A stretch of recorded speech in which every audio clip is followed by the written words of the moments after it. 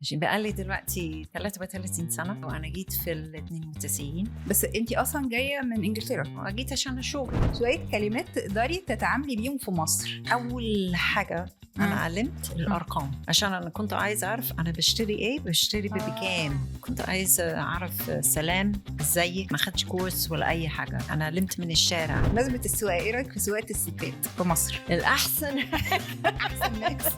الخط الأبيض ده مفروض العربية بين الخط الأبيض مش فوق عليه. بس غالبا بيعمل الحاجات دي رجاله. طيب بما ان انتي اتجوزتي رجل مصري، في حاجات هو بيعمل، في حاجات أنا بعمل، وفي حاجات يعني بنعمل، يعني هنشوف. لا ممكن يغسل الاطباق، ممكن يطبخ لو انتي مش موجوده. هو مش عارف يطبخ، هو عارف يعمل يعني بيض وجبنة وحاجات كده. بتحسي بايه انتي عايشه في مصر؟ يعني بتكلميني زي أنا أجنبية، أنا مش مصرية، مش 100% أجنبية.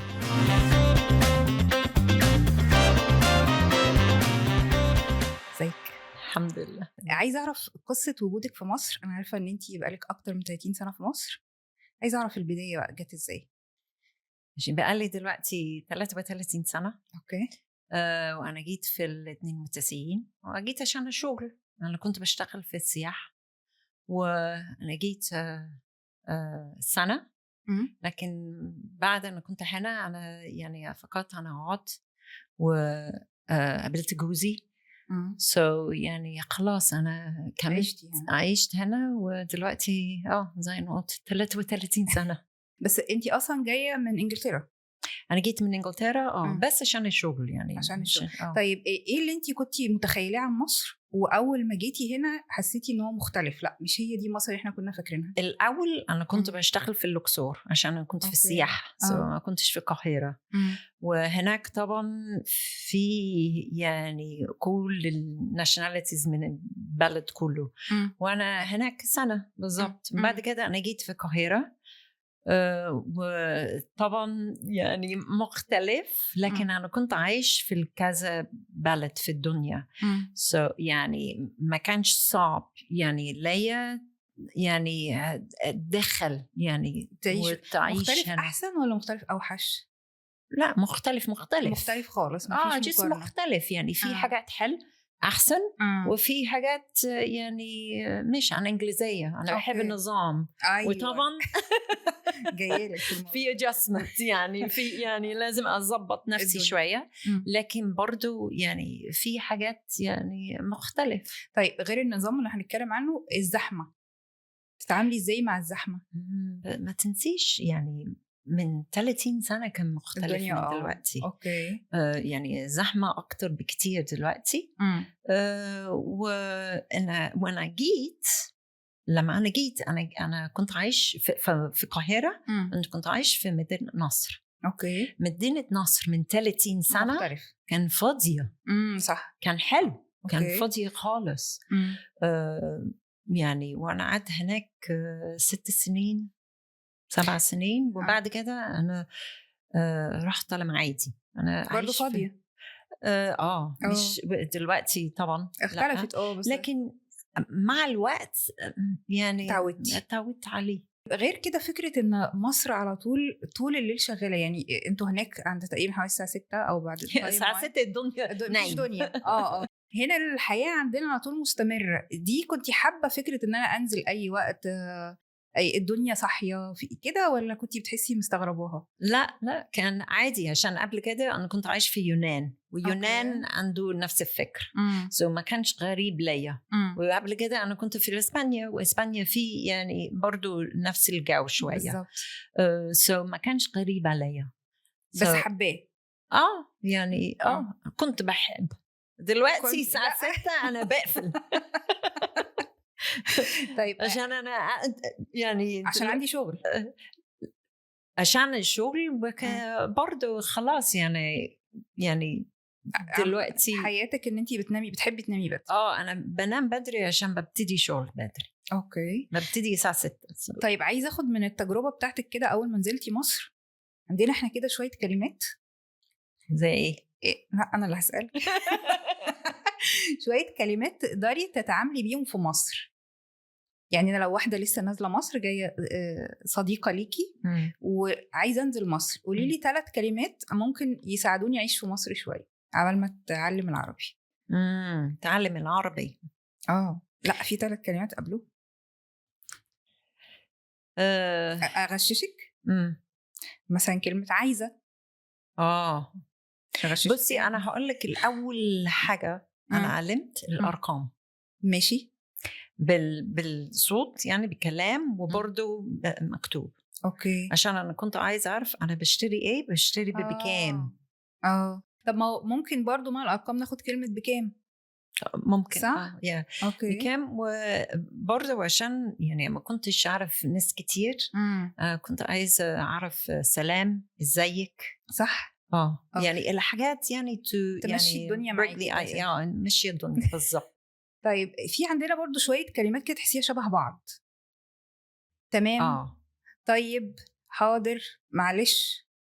دي كنتي بتحسي حاجات صعبه ولا بالعكس بتسهل لك الدنيا؟ يعني احنا ممكن نستخدم كلمه بكذا معنى. لا في انا فاكرك في كلمات يعني كنت قايل فرق بين الفرق بين. لا الفرق بين ايه كان مكسور وقصر. مكسور هو مكسور right او هو كسر او كسر. يعني كسر انا اللي كسرت، مكسور الحاجه مكسوره. ايوه صح. ايوه لكن في يعني الاول انا يعني لو انا بقول مكسور يعني عشان ممكن انا اقول بالانجليزي it broke او ممكن even حاجه ما اشتغلش it's broken. اوكي. انت عارفه يعني ممكن يعني ده كان. لكن في حاجات زي ايه خلص وخلصت. لا يعني خلصنا يعني خلص يعني صح. الحاجات قريبين. ما انا بقول لك دي تبقى مشكله. الحاجات اللي شبه بعض وليها اكتر من معنى. بالظبط. مع الوقت. وما تنسيش انا ما علمتش مع يعني انا علمت من الشارع. اوكي. ما خدش كورس ولا اي حاجه. شايفه ان انا اتعلم من الشارع والعلاقات دي حاجه كويسه يبقى احسن. ممكن ممكن لا يعني الحاجات كويس. يعني عشان انا بعلم يعني مصري. مصري انت عايزه مصري. لكن برضو النحو بتاعتي يعني مش مظبوط. انت كتابه اعتقد لا ولا بالراحه قوي. ممكن اقرا لكن بالراحه. اول حاجه انا علمت اقرا بدري الالوان بالدايركشنز على الشارع. عشان انا كنت عشان السواقه. بمناسبه السواقه في ماشي. لا انا معاك. بمناسبه السواقه ايه رايك في سواقه الستات في مصر؟ الاحسن احسن ناس. لا بجد يعني احنا حاسه ان احنا مظلومين في الموضوع ده. انا متهيألي ولا ايه؟ دي هتقولي الحقيقه. انا هقول لك مش عشان الستات ولا الرجاله. انا هقول المشكله ايه. يعني الخط الابيض ده ما اعرفش. المفروض العربيه بين الخط الابيض مش فوق عليه. بس غالبا اللي بيعمل الحاجات دي رجاله صدقيني. ايه فوق عليه ولا بين؟ يعني اي غلطه في السواقه عامه. صح في كده. لكن نصلح يعني الموضوع ده سوا. لكن انا يعني شايفه في الاخر يعني السواق لازم يعني 360 فيو 360 لازم تتفرج عليه يعني. طب انت من الشخصيات ان لو حد مثلا في الشارع زنق عليكي او عارفه زنق عليكي لا انا خليه لحد عايز تروح هتعملي ايه يعني اكبر دماغ احافظ على عربيتي. يعني احنا في الاخر بنكبر دماغنا. صح. عشان لو يعني عندك حاجه اهم مني ما فيش مشكله يعني اتفضل. انا ما عنديش وقت يعني اتخانق مع حد في الشارع عشان ايه دقيقه بلايا يعني اتفضل. لا والفكره في الاخر ان انا ممكن اتاذي يعني عربيتي تتاذي او انت حتى كمان تتاذي. فانا مش شايفه ان ده مجال للمشكله يعني مش. وانا عايزه اسوق هداوه من المخ. انا مش عايزه اوصل مكان انا بروح يعني تنس يعني كده. خلاص يعني احنا في الاخر مكبرين دماغنا. ايوه بالظبط. طيب بما ان انت اتجوزتي رجل مصري، ده بقى موضوع كبير جدا. بيقولوا الراجل المصري اما بيتجوز ست اجنبيه بيبقى بقى لطيف وبيساعدها وبيشير كل حاجه معاها، غير لو اتجوز ست مصريه. فجوزك كان بيساعدك ولا احنا برضو فاهمين غلط؟ يعني احنا يعني عايشين مع بعض في نفس الاريا، يعني نفس يعني مكان. اوكي في حاجات هو بيعمل، في حاجات انا بعمل، وفي حاجات يعني بنعمل، يعني هنشوف. لا بس يعني مثلا سوري، يعني هديكي مثال، ممكن يغسل الاطباق، ممكن ينظف لو انت مش موجوده. هو مش عارف يطبخ، ماشي. لكن هو عارف يعمل يعني بيض وجبنه وحاجات كده. في حاجه كده بتقول ان الست الاجنبيه محظوظه او اكتر حظ من الست المصريه، تفتكري ده حقيقي؟ على ايه؟ محظوظه انها عايشه في بلاد بتحترمها، في بلاد مؤمنه بالمساواه، في بلاد بتديها انها حقها في العمل، الاستقلاليه. ده حقيقي ولا كله زي بعضه؟ انا شايف يعني في انا شايف هنا في مصر هم بيحط المصريين هنا واجانب هنا. كلنا انسان يعني. يعني في حاجات انا بحب، في حاجات ما بحبش، في حاجات يعني يعني عجبني فيها، يعني في حاجات يعني لا يعني اقصد فيما يخص الست. احنا لسه بنبتدي بنقول ان احنا دلوقتي عايزين نعمل لها تمكين، empowerment، عايزينها تشتغل، حقها انها تشتغل وتبقى في منصب، تبقى في حين ده ممكن يكون بره اصلا اساسي، او ده حقك العادي. فهل كونك ان انت اتولدتي في مكان بره خليكي محظوظه عن الست في مصر اللي لسه بتحاول توصل للحق ده، ولا شايفه لا؟ لا، انا اشتغلت مع الستات المصريين يعني على طول. يعني انا ما قابلتش اي واحده بتقول انا عايزه اشتغل وجوزي مش خليني. لا، علاقه الست بالراجل في مصر، شايفه ان الراجل متدلع يعني في البيت، متدلع في البيت. ده بيجي منين؟ من التربيه برضه، صح؟ من الام اكتر من الام. اوكي، عشان انها بتدلع ابنها مثلا، انا ما اتدلعش خالص. طب يعني انت مش حابه فكره ان انا استحمل عشان الولاد؟ لا. اوكي، انت عارفه ده عكس تقريبا المفاهيم المصريه للست. لعويتوا تعرفوا ان عايشين مع بعض ويعني، لكن لا عادة انت عايش بس عشان الولد، عشان في الاخر يعني. ودي هي الست بتشوف انها حاجه حلوه، انا استحملت وصبرت وكده، انت اصلا شايفاها مش حاجه حلوه. ماشي، لا يو هاف وان خير، صح. اوكي، هو عمرنا صار. هو ده كمان اعتقد لصالحي يعني وصالح الولاد، مش بس ان انا انانيه، لا انا بعمل الصح ليا وليهم، ومش ليهم بس، اولادهم. انا لو بتعلمهم كده هم هيعلموا ايه لاولادهم. اوكي، يعني لازم تفكر اوكي لو انا بعمل كده ايه الافكت. لو انت عايزه تعملي حاجه قرار للست المصريه، لو في ايدك انت دلوقتي بقيتي في منصب او في مركز حاجه معينه حاجه للمراه، وقالوا لك تعملي قانون للست او قرار للست، هتعملي ايه؟ قرار الست او قانون الست؟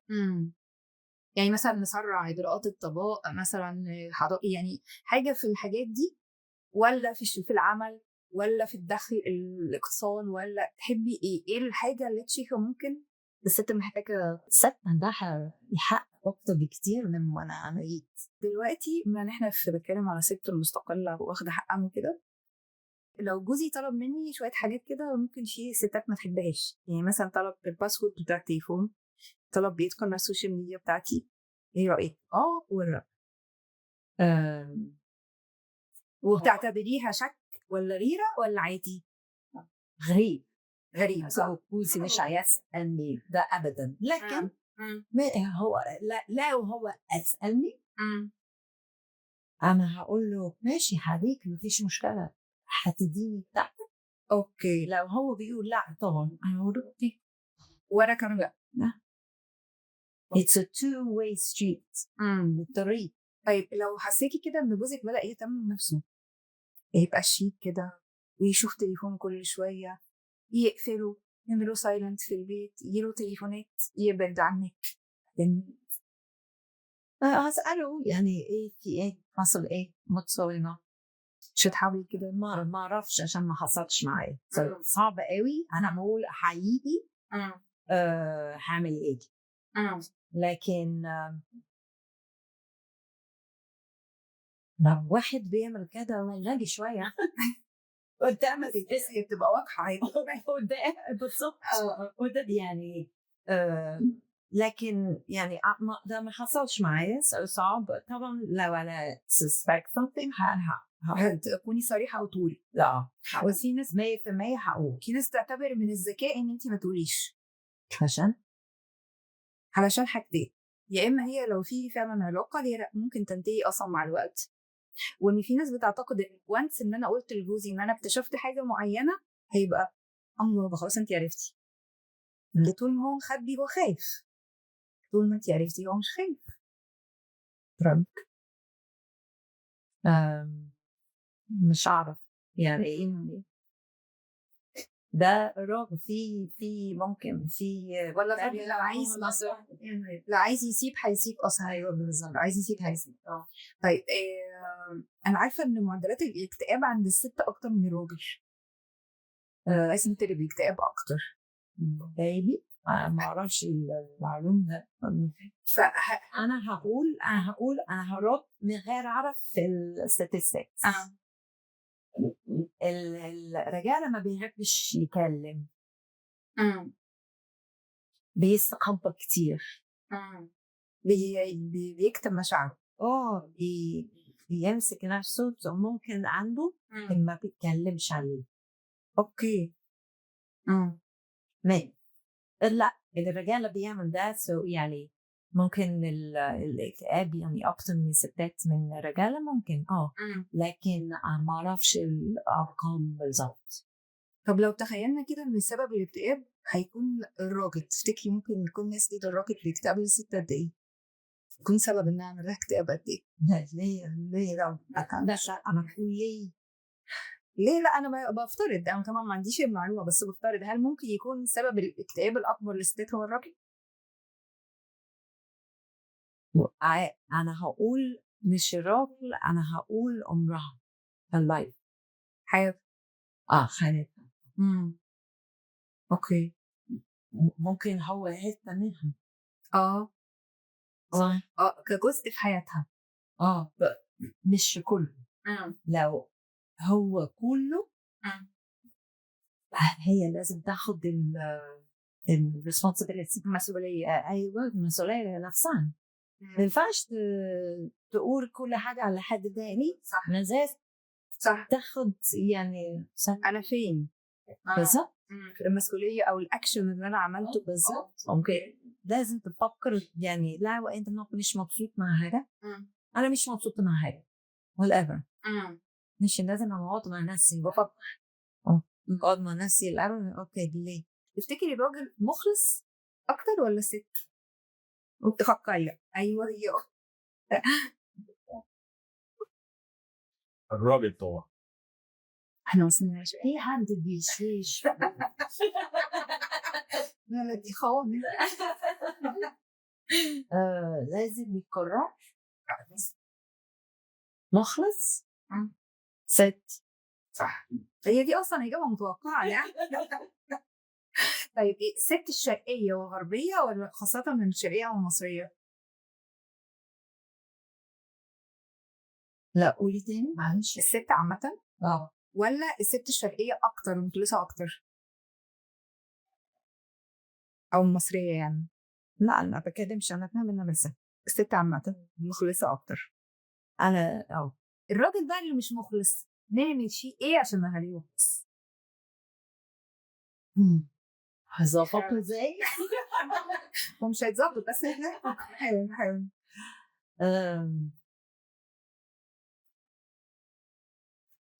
صعب سؤال لي صعب مش عارف قد يكون مستحيل. لا نظري يعني عشان ده بيجي برضه يعني من تربية بالظبط كده. يعني مستحيل يعني واحد ست يجي وهو متجوز وهي بتبتدي تربيه. الام بقى والتربيه يعني في النهايه ما شايفه مفيش حل. طيب بما ان الراجل احنا شايفين انه صعب اصلاحه، مع ان في طبعا شويه تدخلات ان ممكن الراجل يتصور، انا عارفه ان الست ممكن لو لعبت رياضه شويه او دخلت الحاجات دي في حياتها بقى اللايف ستايل بتاعها ممكن يخليها اهدى، ممكن يخليها تتعامل مع الدنيا افضل. تفتكري ده صح؟ انا هقول ده انا كل الناس مش بس ست، ممكن حتى اولاد. so yes يعني يخليها ناقر. yeah. وممكن برضه يكون في للراجل، يعني الراجل لو لعب رياضه كتير جدا فمش هيبقى فاضي ان هو يشيل له بس مش هيبقى فاضي ان هو يكون معاه وقت، مش هيبقى فاضي يجي ينكد عليها، مش هيبقى فاضي يعني حاجات اوبشن. ماشي بس هي فاضية هو فاضي هذا يعني اصلا مفيد للراجل. فاحنا هنعمل دعوه للرجال ان هم يمارسوا الرياضه تبقى جزء من حياتهم اليوميه. صعبه تحبي حوالي قد ايه في اليوم عشان نخلص الدنيا خالص؟ لازم الناس تتحرك. اوكي so انا هقول يعني في يعني جايد لاينز يعني 150 دقيقة في الأسبوع. اوكي لكن ممكن انا ما عنديش يعني انا مرن 4 ايام في الاسبوع او ممكن 30 دقيقة كل يوم. يعني حسب يعني هو الوقت ممكن انا اعمل 3 ايام في الاسبوع ساعة. عارفة يعني حسب الدنيا يعني العمري. طب انت شايفه الست من تعاملاتك من شغل الست شاطره فعلا ولا حته ان هي تبقى عندها مسؤوليات مشغوله ده بيأثر على شغلها؟ لا انا اشتغلت مع ستات انا هقول حقيقي ستات عندهم اولاد ويعني بيشتغل هم جامدين شاطرين عارفين عشان عارفين يظبط نفسهم اولادهم وبيعمل حاجات ويعني انت شايفه ده كده اقوى ان انا قادره اعمل اكتر من دول فدي شطاره مني اكتر. اوكي يعني ممكن اقول الست ب 100 راجل. في النهايه كده لو عايزه اقول لك توصفي لي حياتك في مصر ومع المصريين في جمله قولي لي تحسي بايه؟ الناس نفسهم الحياه في مصر يعني انت عايشه اكتر من 30 سنه في مصر احساسك بيها ايه وتحسي دي عارفة أنا مهمة دي أنا مصريين هم عارفين عايزة أقول هم عارفين يضحك على نفسهم. دم يعني الدم خفيف دم خفيف دم خفيف وهم عارفين يعني غلطتهم أو مش غلطتهم مشكلكم وعارفين يعني تضحك على حاجات كده يعني و very welcome. اوكي very بتحسي بايه وانت عايشه في مصر؟ تحسي بالحب بالامان بالراحه وناس ايه يعني بتكلميني زي انا اجنبيه. اوكي انا بقالي 30 اكتر من 30 سنه انا مش مصريه يعني مش 100% اجنبيه. اوكي انا بين الاثنين انا مش حاسس حاجات غريب لكن انا مش اجنبيه وانا مش مصريه انا ليه الاثنين. انا هديكي الجنسيه انا هخليكي مصريه 100%. شكرا.